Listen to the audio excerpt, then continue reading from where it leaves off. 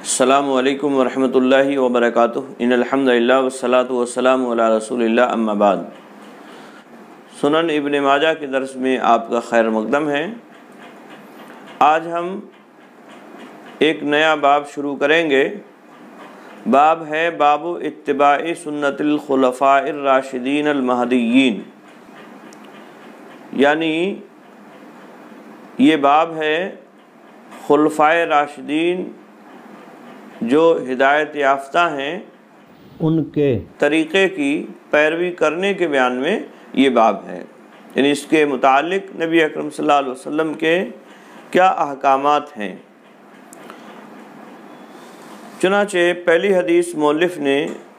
اس باب کے اندر بیان فرمائی، کہتے ہیں قال حدثنا عبداللہ بن احمد بن بشیر بن ذکوان الدمشقی قال حدثنا الولید بن المسلم قال حدثنا عبداللہ بن علا یعنی ابن زبر قال حدثنی یحیی بن ابی المطاع قال سمعت الارباض بن ساریہ رضی اللہ تعالی عنہ یقول قام فینا رسول اللہ صلی اللہ علیہ وسلم ذات یوم فوعظنا موعظة بلیغة وجلت منها القلوب وذرفت منها العیون فقیل یا رسول اللہ وعظت موعظة مودع فعهد الینا بعہد فقال علیکم بتقوى اللہ والسمع والطاعة وإن عبدا حبشيا وسترون من بعد اختلافا شديدا فعليكم بسنتي وسنة الخلفاء الراشدين المهديين عضوا عليها بالنواجذ وإياكم والأمور المحدثات فإن كل بدعة ضلالة۔ تو یہ حدیث مؤلف نے حضرت ارباض ابن ساریہ رضی اللہ تعالیٰ عنہ کے حوالے سے بیان فرمائی ہے۔ حضرت ارباض ابن ساریہ رضی اللہ تعالیٰ عنہ کہتے ہیں قام فینا رسول اللہ صلی اللہ علیہ وسلم ذات یومن، قام فینا یعنی ہمارے درمیان کھڑے ہوئے رسول اللہ صلی اللہ علیہ وسلم، ذات یومن ایک دن،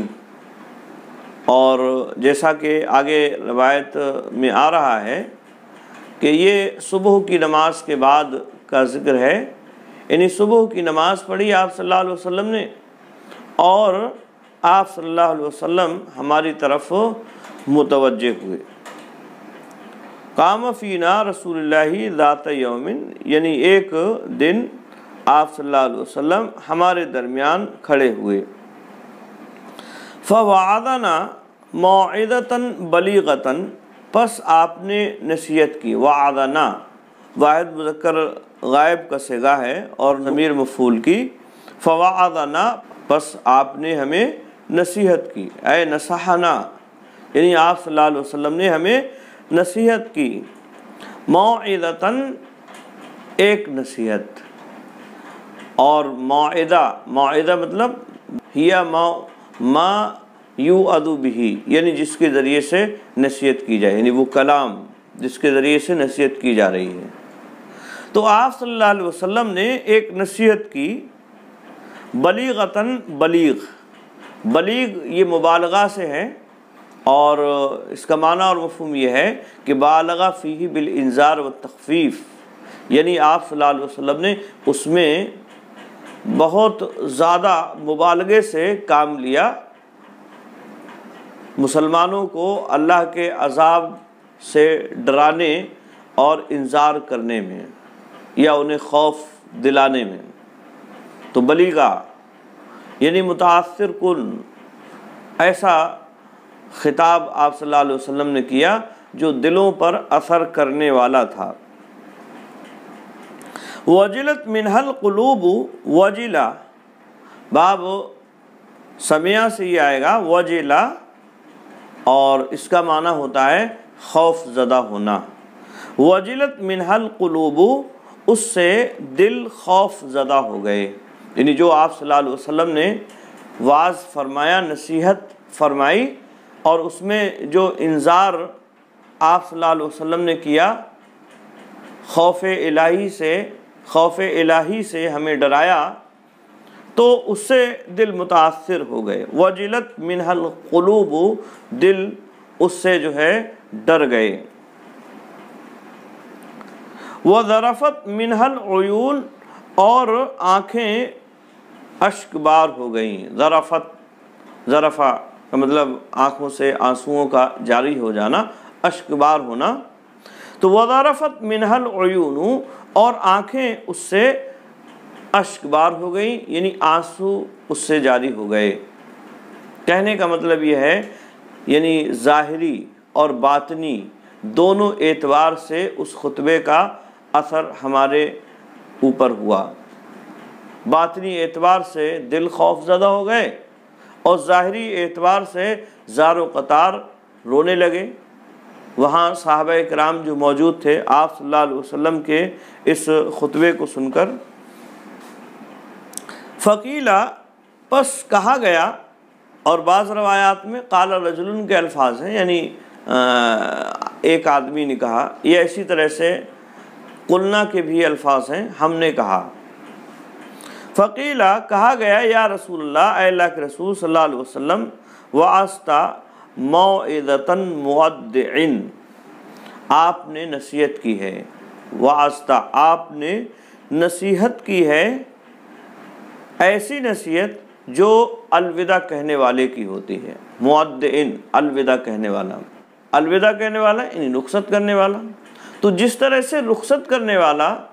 کسی کو اپنے عزیز و اقارب میں سے رخصت کرتا ہے تو اس وقت نصیحت کرتا ہے، جیسے والدین طلباء کو نصیحت کرتے ہیں جب وہ پڑھنے کے لیے جاتے ہیں، یا اسی طرح سے اپنے بچوں کو نصیحت کرتے ہیں جب وہ ان سے دور جاتے ہیں کسی کام کی غرض سے یا کسی اور مقصد سے، تو اس وقت خاص اور اہم باتیں بتلائی جاتی ہیں، تو اسی کو کہتے ہیں مودع، رخصت کرنے والا، الوداع کہنے والا۔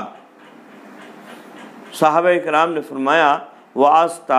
موعظۃ مودع، کہ آپ نے ایسی نصیحت کی ہے جو رخصت کرنے والے کی طرح سے ہے۔ فعہد الینا بعہد، بس آپ ہم سے کوئی عہد و پیمان لے لیجئے،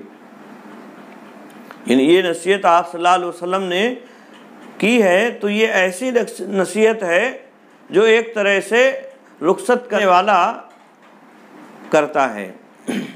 فعہد الینا بعہد، تو آپ ہم سے کوئی عہد و پیمان لے لیجئے، یعنی اب جو نصیحت کی ہے تو اس کے وجہ سے ہمارے اوپر کوئی عہد و پیمان لاگو ہوتا ہے تو وہ بھی ہم سے لے لیجئے۔ فقالا، تو آپ صلی اللہ علیہ وسلم نے ارشاد فرمایا علیکم بتقوی اللہ، تمہارے اوپر اللہ رب العالمین کا تقوی لازم ہے۔ یاد رکھیں تقوی شریعت اسلام کے ایسے الفاظ میں سے ہے، اپنے معنی کی وسعت کے اعتبار سے پوری شریعت اسلام کو وسیع ہے، یعنی یہ اپنے اندر بہت وسیع معنی رکھتا ہے۔ اور آسان الفاظ میں اگر آپ ایسے سمجھیں کہ تقوی کا معنی اور مفہوم یہ ہے کہ اللہ کی اطاعت و فرمانبرداری کی جائے اور جن چیزوں سے اس نے منع کیا ہے ان چیزوں سے بچا جائے، تو یہ ہے تقوی کی حقیقت۔ علیکم بتقوی اللہ، یعنی تمہارے لیے اللہ کا تقوی اختیار کرنا لازم ہے۔ آئی بات میں، یعنی تم اللہ رب العالمین کا تقوی اختیار کرو، یعنی اس کی اطاعت و فرمانبرداری کرو، اس کے خلاف ورزی نہ کرو۔ وَالسَّمْعِ وَالطَّاعَةِ، اور اسی طرح سے وَالسَّمْعِ، سننا، اور تمہارے اوپر سننا لازم ہے، وَالطَّاعَةِ، اور اسی طرح سے طاعت یعنی اطاعت و فرمانبرداری تمہارے اوپر لازم ہے۔ کیا مطلب؟ یعنی جو تمہارے اوپر حکمراں ہیں، خلفاء ہیں، یا اسی طرح سے حاکم ہیں، ان کی اطاعت و فرمانبرداری اور ان کی باتوں کا سننا تمہارے اوپر لازم ہے۔ امیر کی اطاعت تمہارے اوپر لازمی اور ضروری ہے۔ وَإِنْ عَبَدًا حَبَشِيًّا، اگرچہ ایک حبشی غلام ہی کیوں نہ ہو، یعنی اپنی صلاحیتوں کی بنیاد پر اگر تمہارے اوپر کوئی حبشی غلام ہی کیوں نہ حاکم بنا دیا جائے، تمہارا سردار مقرر کر دیا جائے، غلام یعنی جس کے خاندان کا کوئی پتہ نہیں ہے، جس کی نسل کا کوئی پتہ نہیں ہے، وہی کیوں نہ تمہارے اوپر سردار بنا دیا جائے، امیر بنا دیا جائے، یا اسی طرح سے تمہارا حاکم بنا دیا جائے، تب بھی تمہیں اس کی بات کو سننا ہوگا اور اسی طرح سے اس کی اطاعت و فرمانبرداری کرنا ہوگا۔ لیکن یاد رہے یہ اطاعت و فرمانبرداری اس وقت تک کرنا ہوگی جب تک کہ امیر وقت یا حاکم وقت خلم کھلا اللہ اور اس کے رسول کی نافرمانی کا حکم نہ دے، کیونکہ اگر اللہ اس کے رسول کی نافرمانی کا حکم دیتے ہیں تو پھر ایسی صورت میں کسی کی بھی بات نہیں ماننا ہے۔ ایک حدیث میں اللہ کے نبی صلی اللہ علیہ وسلم نے فرمایا لا طاعت لمخلوق فی معصیت الخالق، یعنی اللہ کی خالق کی نافرمانی میں کسی مخلوق کی اطاعت و فرمانبرداری نہیں ہے۔ یا اسی طرح سے اللہ رب العالمین نے قرآن مجید میں بھی اس بات کا ذکر فرمایا ہے یا ایھا الذین آمنوا اطیعوا اللہ واطیعوا الرسول واولی الامر منکم فإن تنازعتم فی شیء فردوہ الی اللہ والرسول۔ یہاں اللہ رب العالمین نے فرمایا کہ اے ایمان والو، اللہ کی اطاعت کرو، اس کے رسول کی اطاعت کرو اور اولو الامر کی اطاعت و فرما برداری کرو، یعنی جو حاکم تمہارے اوپر متعین کیے گئے ہیں ان کی اطاعت و فرما برداری کرو۔ فَإِن تَنَازَعْتُمْ فِي شَيْءٍ، اور اگر تمہارے درمیان میں کوئی اختلاف ہو جائے تو پھر اسے اللہ اور اس کے رسول کی جانب لوٹاؤ۔ تو یہاں حکماء کی یا اسی طرح سے حاکم وقت اور امیر وقت کی اطاعت فرما برداری کرنا بھی لازم اور ضروری ہے، لیکن یہ مشروط ہے، اور اختلاف کے وقت میں صرف اور صرف اللہ اور اس کے رسول کی اطاعت فرما برداری کی جائے گی۔ یعنی جب وہ اللہ اور اس کے رسول کے خلاف کوئی بات کہتا ہے تو پھر ایسی صورت میں اس کی بات نہیں مانی جائے گی۔ تو یہاں اللہ کے نبی صلی اللہ علیہ وسلم نے پہلا حکم یہ دیا، عہد لیا صحابہ کرام رضوان اللہ تعالی علیہ مجمعین سے کہ تقوی اختیار کرو، اللہ کا تقوی اختیار کرو اور سن کر اطاعت و فرمانبرداری کرو۔ وَإِنْ عَبْدًا حَبْشِيًّا، اگرچہ تمہارا امیر ایک حبشی غلام ہی کیوں نہ ہو، غلام بھی اگر حاکم بنا دیا جائے اپنی صلاحیتوں کی بنیاد پر یا کسی اور وجہ سے، تو بھی اس کی اطاعت و فرمانبرداری کرنا ہے جب تک وہ اللہ اور اس کے رسول کی اطاعت و فرمانبرداری کا حکم دیتا ہے۔ آگے فرمایا وَسَتَرَوْنَ مِن بَعْدِ اخْتِلَافًا شَدِيدًا، اور تم عنقریب دیکھو گے میرے بعد اختلافاً شدیدہ، سخت اختلاف، یعنی بہت اختلاف ہوگا میرے بعد، لوگ جو ہے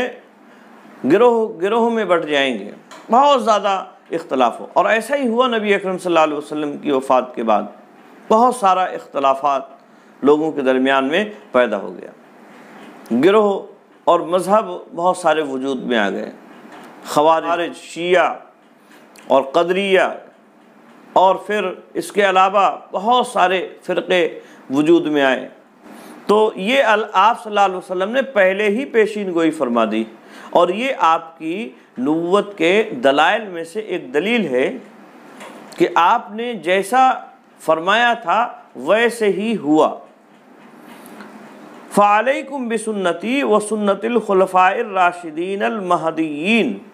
پس تمہارے اوپر، یعنی جب تم ایسا دیکھو گے بہت سارا اختلاف لوگوں کے درمیان میں ہوگا تو تمہارے اوپر میری سنت لازم ہے، یعنی میری سنت کا پکڑنا تمہارے اوپر لازم ہے۔ فعلیکم، تمہارے اوپر لازم ہے، بسنتی، میری سنت، یعنی میری احادیث جو میں تمہارے درمیان میں دینی مسائل سے متعلق جو باتیں میں نے تمہارے درمیان میں رکھی ہیں کہی ہیں، یا اسی طرح سے میں نے جو طریقہ اختیار کیا ہے اس کو پکڑنا لازم ہے۔ وَسُنَّةِ الْخُلَفَاءِ الرَّاشِدِينَ الْمَهْدِيِّينَ، اور اسی طرح سے خلفائے راشدین جو ہدایت یافتہ ہیں ان کی سنت، یعنی ان کا طریقہ بھی اختیار کرنا بھی تمہارے لیے لازم اور ضروری ہوگا۔ جب بہت سارے اختلافات ہو جائیں، بہت سارے لوگ اختلاف و انتشار کا شکار ہو جائیں اور طرح طرح کی گروہ بندیوں کا شکار ہو جائیں، تو ایسی صورت میں تمہارے لیے لازم اور ضروری ہے کہ تم میری سنت کو اختیار کرو، اور اسی طرح سے ہدایت یافتہ خلفائے راشدین کی سنت کو اختیار کرو، یعنی جو خلیفہ ہوں گے راشدین ہدایت یافتہ، خاص طور سے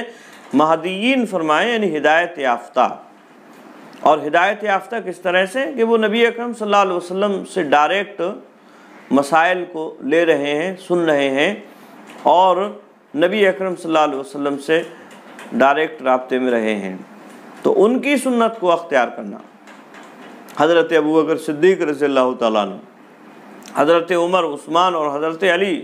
رضی اللہ تعالیٰ عنہ، یہ خلفائے راشدین المہدیین، تو ان کے طریقے کو اختیار کرنا اختلاف اور انتشار کی صورت میں میری سنت کے ساتھ ساتھ، یعنی مطلب یہ ہے کہ یعنی کوئی معاملہ ایسا ہو کہ اختلاف اور انتشار کے وقت جس سے میری سنت میں رہنمائی مل جائے تو اسے اختیار کر لینا، اور اگر کوئی ایسا معاملہ ہو رہا ہے جس کی رہنمائی میری سنت میں نہ دیکھو تو خلفائے راشدین کی سنت میں اس سے رہنمائی حاصل کر لینا۔ آئی بات سمجھ؟ ہاں، تو یہ اصل میں آپ صلی اللہ علیہ وسلم نے نصیحت اور عہد و پیمان لیا۔ اس کے بعد آپ نے فرمایا عزو علیہا بالنواضج، عزو علیہا اے عزو علی السنۃ، یعنی داڑھوں سے، دانتوں سے پکڑنا، ٹھیک ہے؟ عزو علیہا یعنی اسے داڑھوں سے پکڑ لینا، بالنواضج، نواضج یہ نازجہ کی جمع ہے، اور نازجہ اجراس یہ جو کیلے ہوتے ہیں انہی کو کہتے ہیں، یعنی ان کیلوں سے مضبوطی کے ساتھ میری سنت اور خلفائے راشدین کی سنت کو پکڑ لینا، اور ادھر ادھر یعنی دوسرے طرف نہ چلے جانا۔ جو میری سنت میں مل رہا ہے یا اسی طرح سے خلفائے راشدین کی سنت میں مل رہا ہے اس کو مضبوطی سے پکڑ لینا، یعنی دانتوں سے پکڑنے کا حکم دیا۔ ہم دیکھتے ہیں کوئی چیز چھوٹنے والی ہوتی ہے تو اسے اپنے ہاتھ سے پکڑتے ہیں، اور جب وہ چھوٹنے لگتی ہے تو دانت سے اسے پکڑ لیتے ہیں۔ تو یہی حکم دیا آپ صلی اللہ علیہ وسلم نے کہ اختلاف اور انتشار کے موقع پر میری سنت اور خلفائے راشدین کی سنت جو ہدایت یافتہ ہیں ان کی سنت کو پکڑنا، اور اگر چھوٹنے کا خوف اور اندیشہ ہو تو ایسی صورت میں دانتوں سے مضبوطی سے اس کو پکڑ لینا، اس سے ذرہ برابر بھی ادھر ادھر نہ ہونا۔ آئی بات سمجھ میں؟ تو یہ اللہ کے نبی صلی اللہ علیہ وسلم نے حکم دیا اور عہد و پیمان لیا صحابہ کرام رضوان اللہ تعالی علیہم اجمعین سے۔ وَإِيَّاكُمْ وَالْأُمُورَ الْمُحْدَثَاتِ، وَإِيَّاكُمْ ضمیر منفصل مبنی ہے جو کہ محل نصب میں ہے، اور تقدیری عبارت ہے احذرک، میں تمہیں ڈراتا ہوں، یعنی تم اپنے آپ کو بچاؤ۔ والامور المحدثات، نئے نئے امور سے، محدثات محدثتن کی جمع ہے، اور محدثہ کہتے ہیں نیا نکالا ہوا کام، نئی نکالی ہوئی چیز، اور شریعت میں محدثات یا محدثہ کا مطلب ہوتا ہے ایسا کام جو ثواب کے ارادے سے دین کے اندر نیا داخل کیا جائے، ایسا کام جس کی پہلے سے کوئی نظیر موجود نہیں ہے، یعنی نہ اللہ کے نبی صلی اللہ علیہ وسلم نے کیا ہے، اور اسی طرح سے نہ خلفائے راشدین اور ہدایت یافتہ خلفائے راشدین کا طریقہ ہے۔ تو کوئی ایسا کام رائج کرنا دین کے نام پر ثواب، اجر و ثواب کے ارادے سے، تو اسے کہتے ہیں محدثہ، اور ایسے کام بدعات کہلاتے ہیں۔ آپ نے فرمایا وَإِيَّاكُمْ وَالْأُمُورَ الْمُحْدَثَاتِ، اور نئے نئے کاموں سے پرہیز کرنا، اور نئے نئے کاموں سے پرہیز کرنا، فَإِنَّ كُلَّ بِدْعَةٍ ضَلَالَةٌ، بے شک ہر نیا کام ضلالت اور گمراہی ہے۔ ٹھیک ہے، تو یہ اللہ کے نبی صلی اللہ علیہ وسلم نے صحابہ کرام رضوان اللہ تعالی علیہم اجمعین کو نصیحت فرمائی۔ ایک تو تقوی اختیار کرنے کا حکم دیا کہ اللہ رب العالمین کا تقوی اور پرہیزگاری اختیار کرو، اسی طرح سے دوسرا حکم اطاعت امیر کا دیا کہ اطاعت امیر کرو، اس کی بات کو سنو اور اس کی اطاعت و فرمانبرداری کرو، اگرچہ وہ ایک حبشی غلام ہی کیوں نہ ہو۔ اور جب اختلاف دیکھو، انتشار دیکھو، لوگوں کے درمیان مختلف فرقوں کی بھرمار دیکھو، تو ایسی صورت میں میری اور میرے خلفاء کی سنت کو مضبوطی سے پکڑ لو۔ اور چوتھی بات آپ صلی اللہ علیہ وسلم نے فرمائی کہ دین میں نئے نئے نکالے ہوئے کاموں سے اپنے آپ کو بچا کے رکھو، کیونکہ ہر نیا کام دین میں نکالا ہوا یہ بدعات ہے، اور بدعات ضلالت ہے، گمراہی ہے۔ اور اسی طرح سے بعض روایات میں اس بات کی بھی وضاحت ہے وَكُلُّ ضَلَالَةٍ فِي النَّارِ، اور ہر گمراہی جہنم میں لے جانے والی ہے۔ یعنی گویا کہ بدعات کا ایجاد کرنا اور اس پر عمل کرنا یہ جہنم میں لے جانے کا سبب بنے گا، لہذا اس سے اپنے آپ کو بچا کے رکھنا، تو یہ حدیث مؤلف نے بیان فرمائی، یعنی خلفائے راشدین کی اطاعت و فرمانبرداری کرنا ہے تمہیں، اختلاف اور انتشار کی صورت میں اگر رہنمائی نبی اکرم صلی اللہ علیہ وسلم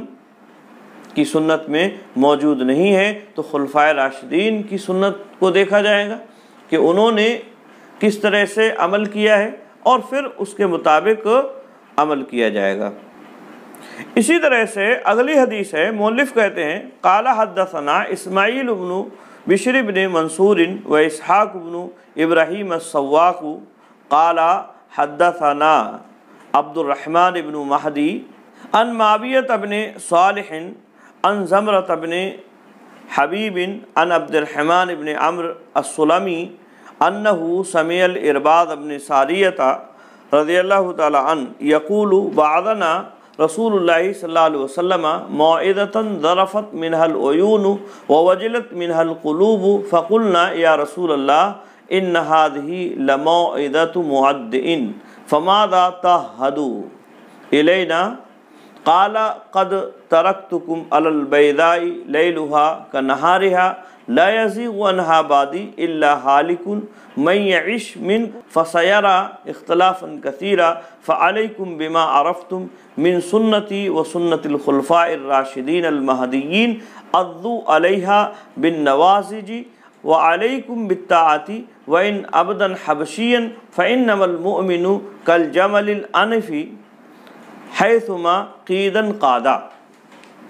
تو یہ روایت حضرت عبد الرحمن بن عمرو السلمی یہ بیان فرماتے ہیں کہ انہوں نے حضرت ارباض بن ساریہ رضی اللہ تعالیٰ عنہ کو حدیث بیان کرتے ہوئے سنا، اور پھر یہی حدیث ہے تھوڑے سے الفاظ میں فرق کے ساتھ۔ چنانچہ کہتے ہیں حضرت ارباض بن ساریہ رضی اللہ تعالیٰ عنہ بعثنا رسول اللہ صلی اللہ علیہ وسلم موعظۃ ذرفت منها العیون، کہ آپ صلی اللہ علیہ وسلم نے ہمیں خطبہ ارشاد فرمایا، نصیحت کی، جس سے آنکھیں اشکبار ہو گئیں، ووجلت منها القلوب، اور دل خوف زدہ ہو گئے۔ فقلنا یا رسول اللہ، دیکھیے یہاں روایت میں قلنا کے الفاظ ہیں، جبکہ اس سے پہلے جو روایت گزری اس میں قیلا کے الفاظ ہیں۔ فقلنا، ہم نے کہا، یا رسول اللہ اے اللہ کے رسول صلی اللہ علیہ وسلم ان ہذہ لموعظۃ مودع، بے شک یہ خطبہ، یہاں بھی تھوڑے سے الفاظ الگ ہیں، پہلے جو روایت ہے اس میں الفاظ ہیں یا رسول اللہ بعثت موعظۃ مودع، یہ الفاظ ہیں بعثت موعظۃ مودع، جبکہ یہاں الفاظ ہیں کہا صحابہ کرام نے ان ہذہ لموعظۃ مودع، تو ہو سکتا ہے کسی نے وہ الفاظ کہے ہوں کسی صحابی نے، اور کسی صحابی نے یہ الفاظ کہے ہوں، کہنے والے تو کئی لوگ تھے نا، اور اسی کو صحابی نے مختلف الفاظ کے ساتھ بیان فرمایا ہے، یا روایت بالمعنی کیا ہو انہوں نے، تو کہتے ہیں ان ہذہ لموعظۃ مودع، کہ بے شک یہ نصیحت، یہ وعظ رخصت کرنے والے کے وعظ کی طرح سے، یقیناً رخصت کرنے والے کے وعظ کی طرح سے ہے، جس طرح سے رخصت کرنے والا وعظ کرتا ہے ویسے ہی ہے۔ فماذا تعہدوا الینا، تو آپ ہم سے کیا عہد و پیمان لیتے ہیں؟ ٹھیک ہے، یہاں بھی تھوڑا سا الفاظ میں فرق ہے، وہاں ایک التماس تھی اور یہاں ایک طرح سے سوال کہ آپ ہم سے کیا عہد و پیمان لیتے ہیں؟ قال، آپ نے فرمایا قد ترکتکم علی البیضاء، کہ میں نے تمہیں چھوڑا ہے روشن شریعت پر چھوڑ رہا ہوں، ٹھیک ہے، لیلھا کنہارھا،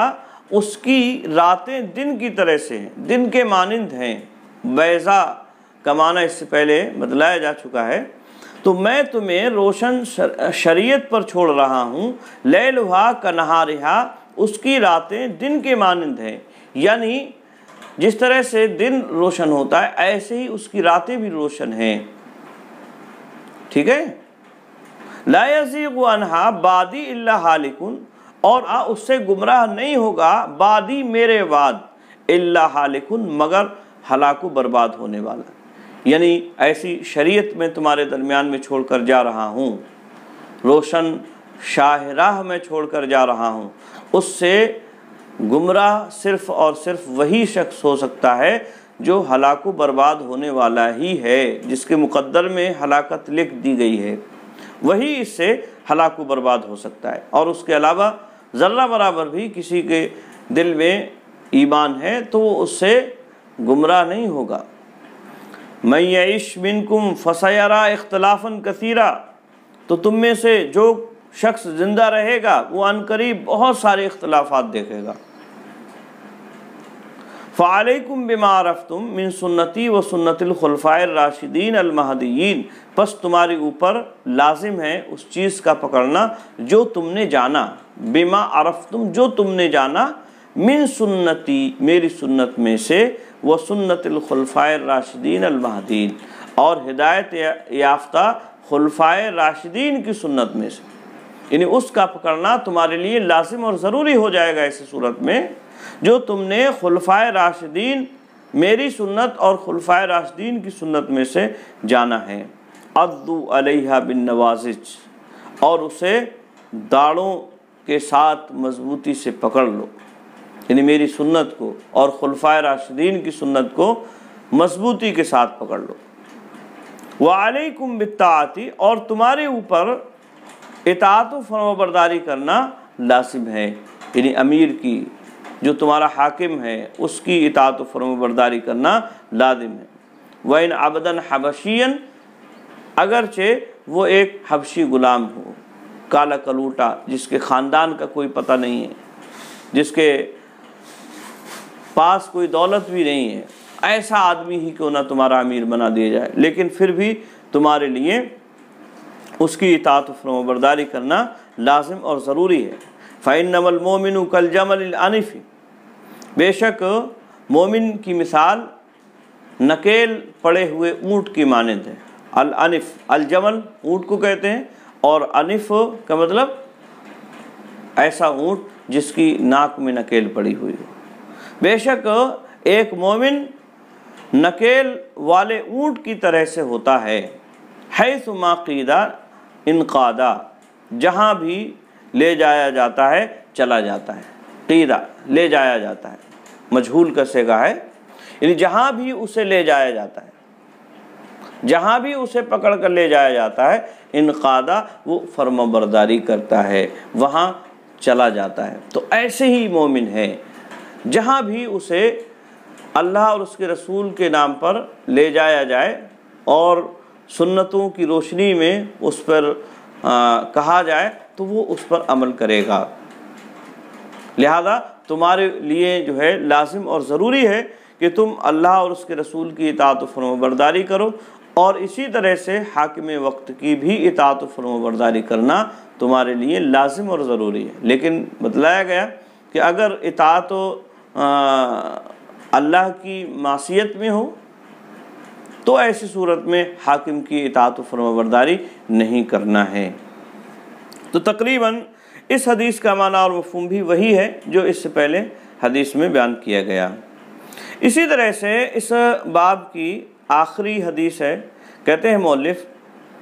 حدثنا یحییٰ بن حکیم قال حدثنا عبد الملک بن الصباح المسمعی قال حدثنا ثور بن یزید عن خالد بن معدان عن عبد الرحمن بن عمرو عن الارباز بن ساریہ رضی اللہ تعالی عنہ قال صلی بنا رسول اللہ صلی اللہ علیہ وسلم صلاۃ الصبح ثم اقبل علینا بوجہہ فوعظنا موعظۃ بلیغۃ فذکر نحوہ۔ تو یہ حدیث بھی حضرت ارباز بن ساریہ رضی اللہ تعالیٰ عنہ کے حوالے سے ہے، اور وہ کہتے ہیں صلی بنا رسول اللہ صلی اللہ علیہ وسلم صلاۃ الصبح، کہ آپ صلی اللہ علیہ وسلم نے صبح کی نماز ہمیں پڑھائی۔ تو یہاں وضاحت ہو گئی